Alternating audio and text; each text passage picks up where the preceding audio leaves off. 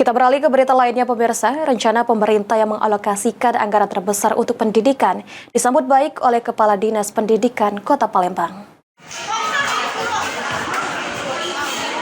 Pada tahun 2025, pemerintah berencana memprioritaskan pendidikan dalam RAPN sekitar Rp722,6 triliun dialokasikan untuk anggaran pendidikan. Kepala Dinas Pendidikan Kota Palembang, Andrianus Ambri, mengatakan, dengan anggaran yang besar, kualitas pendidikan di Kota Palembang ini dapat bersaing baik di tingkat nasional maupun internasional. Diharapkan juga siswa, guru atau tenaga pendidik lainnya dapat meningkatkan kualitasnya. Selain itu, dengan anggaran yang besar ini, tentu kesejahteraan para guru dan tenaga pendidik lainnya mendapat perhatian lebih. Dengan adanya anggaran porsi besar di dunia pendidikan, kami harapkan kualitas pendidikan di Kota Palembang ini dapat mampu daya saing dan bersaing di tingkat nasional maupun internasional.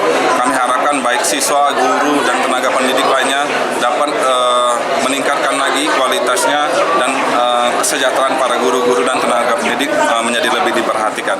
Ilham Wahyudi, PAL TV.